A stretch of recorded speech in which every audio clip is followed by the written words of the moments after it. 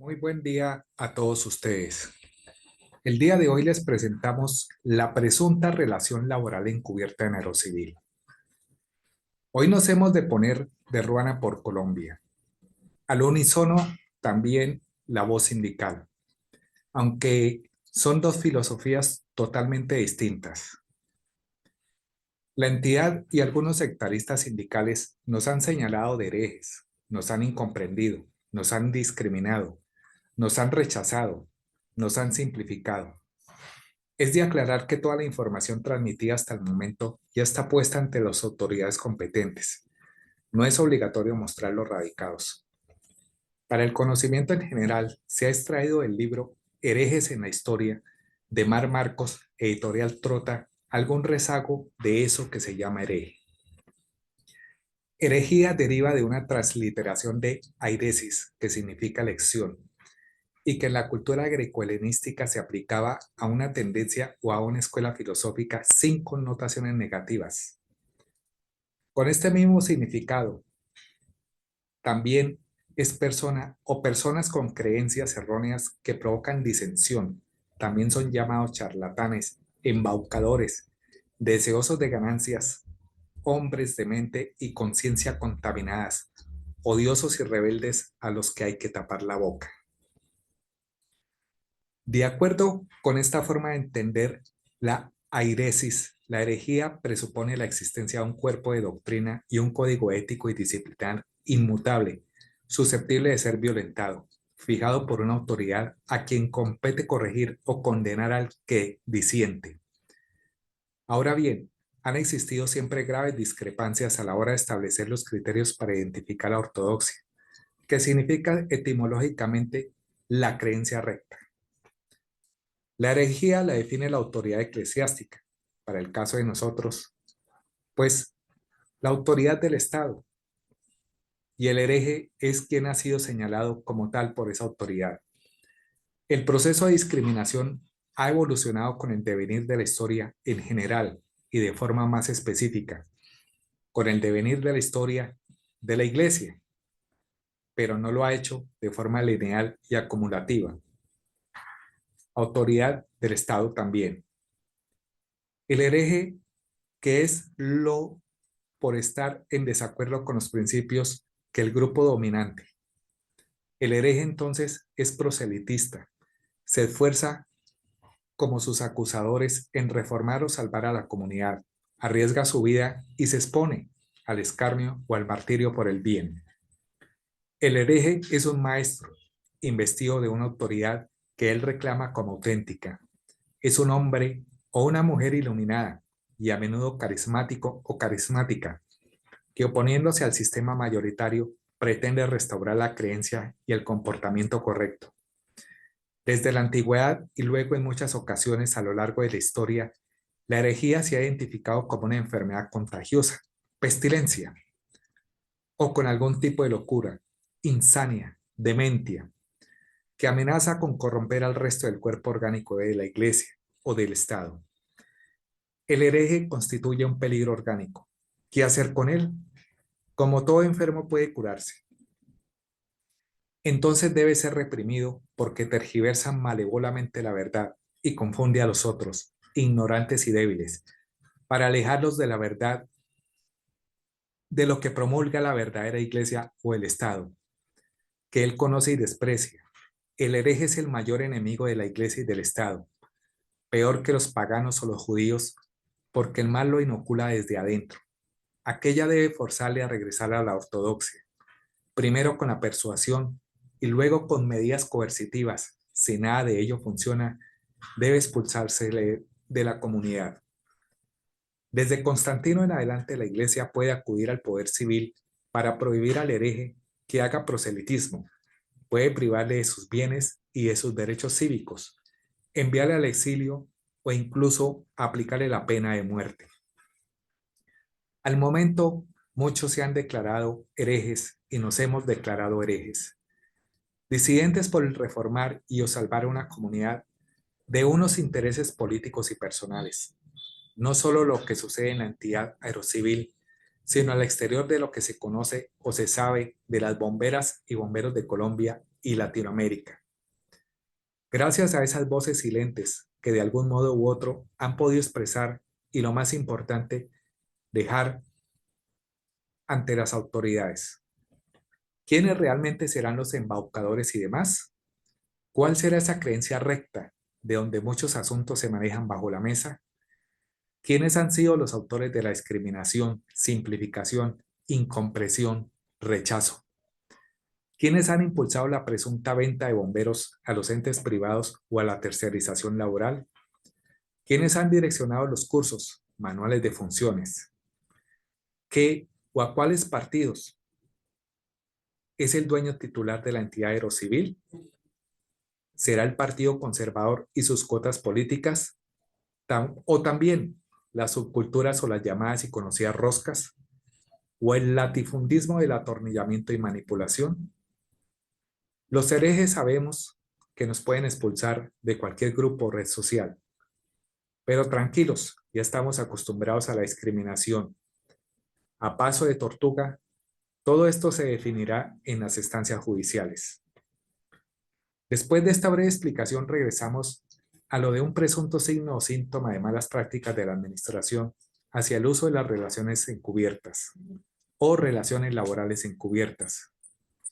Es pertinente aclarar que el servidor público es responsable por acción y omisión según el artículo 6º de la Constitución Política de Colombia y demás leyes al respecto.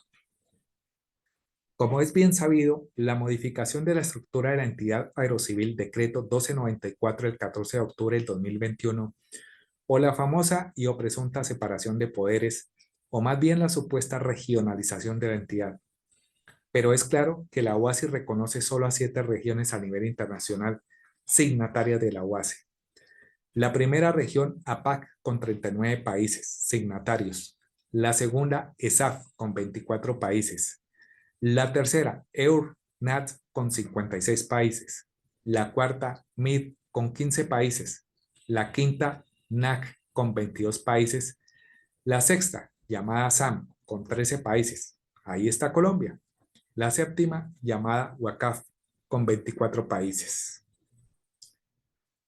¿Será que con estos decretos expedidos por la entidad hubo algunos algo que se pasaron inadvertidos? Como por ejemplo de lo que se comenta por los pasillos que las oficinas de control interno y disciplinario no existen en ninguna regional. Hace algún tiempo no muy cercano, en alguna dirección regional, apareció de repente una circular aprovechando aparentemente esa separación de poderes o regionalización, replicando esta circular en algunas regionales. Circular 04, radicado 3400-2022-202-1627, Cali, 14 de agosto del 2022, para servidores públicos Aerocivil, Aeropuerto Regional, Aeronáutica Occidente. Asunto: descuento de nómina por inasistencia a laborar no justificada de conformidad con las normas legales. La resolución 03116 del 31 de diciembre del 2021, por la cual se delegan unas funciones en la Dirección de Gestión Humana y en las direcciones regionales aeronáuticas, radicó en las direcciones regionales las competencias para decidir sobre ausencias no justificadas para efectos de días no laborados de conformidad con establecido en el artículo 2.2, 5.5, 56 del decreto 1083 del 2015. Por consiguiente, en aras de promover la armonía entre los servidores públicos y la buena marcha de los asuntos a nuestro cargo, se reitera la obligación, salvo circunstancias excepcionales, de concurrir al puesto de trabajo en los días y horarios que corresponda. Las ausencias no justificadas serán objeto de descuentos del día o días no laborados, según lo determina el citado decreto 1083 del 2015, así. Artículo 2.2, 5.5, 56. Pago de la remuneración de los servidores públicos. El pago de la remuneración a los servidores públicos del Estado corresponderá a servicios efectivamente prestados, los cuales se entenderán certificados con la firma de la nómina por parte de la autoridad competente al interior de cada uno de los organismos o entidades. El jefe inmediato deberá reportar al jefe de la unidad de personal o a quien haga sus veces la inasistencia laboral del personal a su cargo. La ausencia de este reporte será sancionada de conformidad con lo señalado en la Ley 734 del 2002 y demás normas que la modifiquen, adicionen o sustituyen. La unidad de personal o quien haga sus veces requerirá al servidor público que no concurra a laborar sin previa autorización de la autoridad competente para que informe dentro de los 2 días hábiles siguientes al hecho que genera la ausencia los motivos que le ocasionaron. El jefe del organismo o quien éste delegue evaluará si hubo justa causa para no asistir. Cuando los motivos dados por el servidor no constituyan justa causa de conformidad con las normas legales o no justifiquen la inasistencia, el jefe del organismo o quien éste delegue informará al servidor para que presente los recursos a que haya al lugar. Si el jefe del organismo o quien éste delegue decide que la ausencia no está justificada, deberá proceder a descontar el día o los días no laborados. El descuento se hará sin perjuicio de las actuaciones que se deriven del incumplimiento de los deberes inherentes a la condición de servidores públicos previstos en la norma vigente. Entre paréntesis, se resalta. En consecuencia, solo serán admitidas como excusa de la ausencia laboral los siguientes eventos. Primero, los permisos por calamidad doméstica, caso fortuito o fuerza mayor, para atender asuntos personales y por estudio, concedidos de conformidad con la resolución 1570 del 2009. Dos, los permisos sindicales autorizados en los términos de la resolución 03418 del 2019, solicitados por el presidente de la Junta Directiva o por el secretario de la organización sindical 5 días hábiles de anticipación. 3, para asistir a citas médicas por el tiempo que éste requiere. Entre paréntesis, el uso de las citas médicas debe ser racional y no puede ser utilizado como una manera de evadir las responsabilidades laborales. Bueno, y entonces el derecho a la salud. Bueno, atentamente, Milton César Sánchez Pérez, director regional Aeronáutica Occidente. Proyectó doctor Ángel Mario Pinzón. Revisó doctora Graciela Gómez Díaz. Doctora Sandra Patricia Bonilla.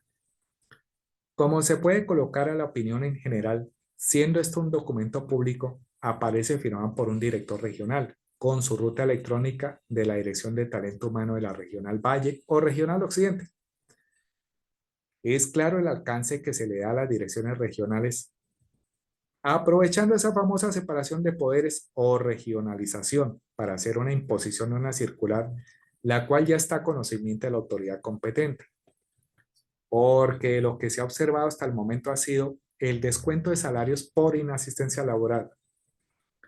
No se tiene nada en contra de la actual directora de talento humano, pero como los matriarcados existen o las dinastías, familias enteras laborando en una entidad y se tapan con la misma cobija, ¿qué ha pasado con los grados de consanguinidad, los impedimentos? Bueno, se ha de observar alguna pretensión encaminada a la intimidación y muy seguramente a la persecución laboral, según la Ley 1010 del 2006, conductas. Y según el artículo del Código Sustantivo del Trabajo, en su artículo 59 se establecen unas prohibiciones.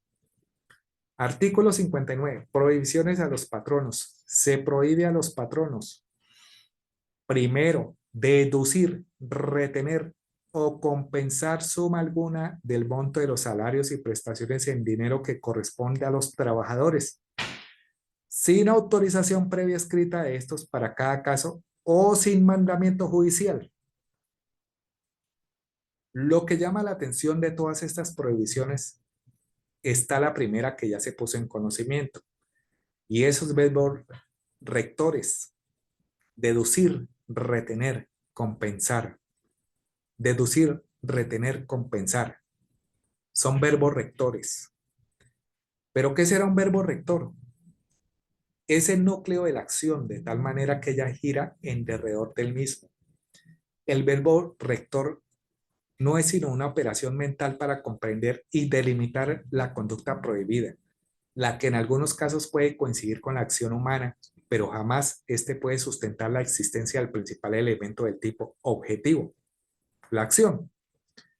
No puede concebirse la existencia de la acción con el solo ejercicio de variación de número, persona, tiempo y modo, sino describiendo ese trozo de vida o conducta humana prohibida y que será cumplimentada con los demás elementos del tipo y del delito. Ahora, el verbo puede constituir una actividad inocua y ordinariamente lícita en sí misma considerada o una actividad lesiva, dañina por sí misma. Regresando nuevamente, hay que ver lo siguiente. Agente del Estado, servidor público, funcionario público. Según la Real Academia Española, agente del Estado se define como figura con antecedentes muy antiguos en la historia de la administración que con diferentes denominaciones, intendente, comisario regio, se ha ocupado de ejecutar decisiones del gobierno central, desplazándose hacia los diferentes territorios o estableciéndose en las demarcaciones territoriales más principales.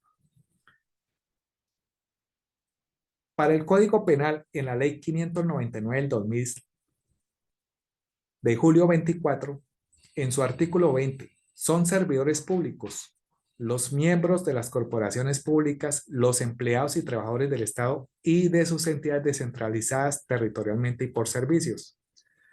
Para los mismos efectos se consideran servidores públicos los miembros de la fuerza pública, los particulares que ejerzan funciones públicas en forma permanente o transitoria, los integrantes de la Comisión Nacional Ciudadana para la Lucha contra la Corrupción y las personas que administren los recursos de que trata el artículo 388 de la Constitución Política. Funcionarios públicos o agentes del Estado. Primero, los que están comprendidos en las carreras públicas. Segundo, los que desempeñan cargos políticos o de confianza. Tercero, cualquiera que mantiene algún vínculo laboral o contractual con entidades u organismos del Estado. Cuarto, miembros de la policía, Fuerzas Armadas, entre otros. Hay que recordar lo que Marcel Walline enseña. La administración pública se hace, desde luego y esencialmente por hombres y, obvio, mujeres. Para, en un acto de elemental afirmación, decir que la administración y el funcionamiento de la organización que ella asume solo es posible por la actividad intelectual y física de las personas naturales al servicio del Estado, personas que se deben caracterizar por la pericia, que según un anónimo está integrada por la teoría, la práctica, la cautela y la precaución. La teoría consiste en el conjunto de disposiciones legales que rigen el negocio del ramo respectivo. La práctica se constituye por los métodos, las maneras y el mecanismo con que se ejecuta lo mandado. La cautela es la penetración de lo que sagazmente se procura descubrir y la precaución es el don de la prevención y oportunidad en la resolución, antes de comunicar y sancionar sus mandatos. ¿Qué es una relación laboral encubierta? Tal como lo expresa la recomendación 198 de la OIT, se entiende que existe una relación de trabajo encubierta cuando un empleador trata a un empleado como si no lo fuese, de una manera que oculta su verdadera condición jurídica y que pueden producirse en situaciones en las cuales los acuerdos contractuales dan lugar a que los trabajadores se vean privados de la protección a la que tienen derecho. Cuando un empresario o patrono adquiere o contrata sin las debidas normas de un contrato de trabajo, sin duda comete un fraude laboral o lo que se llama en el mundo del trabajo relaciones laborales encubiertas o fraudulentas. Al encubrirse la relación laboral se acentúan las afectaciones en el trabajador. Según Toselli, a grosso modo señala: A. La pérdida de su valoración personal. El trabajador no se percibe como un sujeto integrado a una organización, sino que se siente como una especie de comodín, permeable a las necesidades del mercado. B. Se afecta la previsibilidad futura, ya que carece de estabilidad en su medio laboral. Y C. Se pierde la solidaridad laboral, debido a que el trabajador solo se interesa por su percibible permanencia en el cargo a través de la renovación de su contrato de trabajo. Evidentemente, las consecuencias del contrato de trabajo provocan la casi desaparición de la seguridad laboral.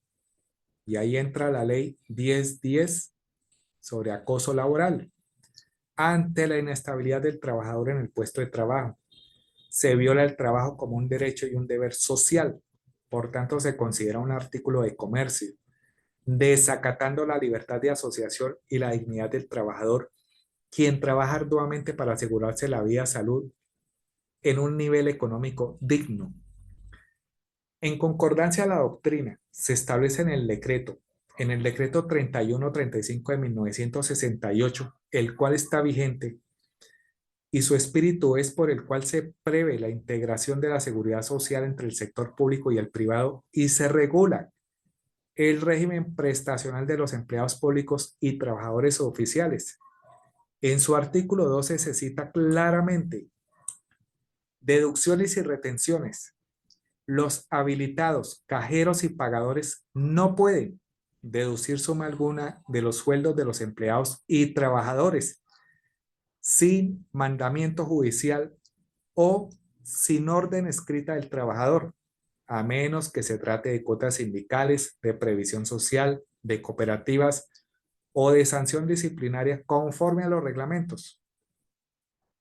Como se ha logrado poner bajo lo hipotético de lo que se ha descubierto de las relaciones laborales disfrazadas dentro de la entidad con la expedición de esa circular, es porque no ha existido un documento formal que autorice por parte del servidor público se le descuenten los días no laborados. Además, no se ha evidenciado que medie una autorización de un juez, quien finalmente es quien avala este tipo de descuentos. Esto se pone en evidencia a las malas prácticas administrativas en cuanto a relaciones laborales encubiertas. Sentencias de la Corte Constitucional, sentencia T-1058 del 2007, sentencia T-510 del 2015, sentencia T-614 del 2017. Como las que se han evidenciado, la entidad a través de algunos agentes del Estado han desacatado lo ordenado por el ordenamiento jurídico constitucional y laboral. ¿Cómo se llamará eso? Tal vez prevaricato.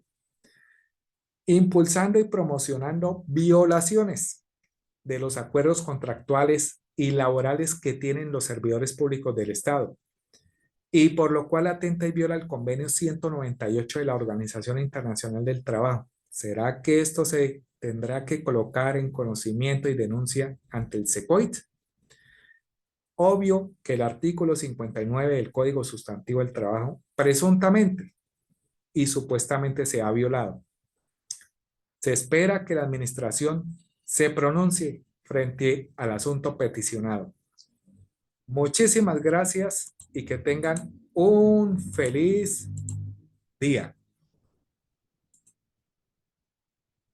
El derecho a la información es de doble vía, característica trascendental cuando se trata de definir su exacto alcance. No cobija únicamente a quien informa, sujeto activo, sino que cubre también a los receptores del mensaje informativo, sujetos pasivos, quienes pueden y deben reclamar de aquel con fundamento en la misma garantía constitucional, una cierta calidad de la información. Al igual que la misma o el ejercicio del derecho no puede vulnerar otros derechos de carácter fundamental. Colombia, Corte Constitucional, sentencia T-332 de 1993, M.P. Vladimiro Naranjo Mesa, en www.ramajudicial.gov.co.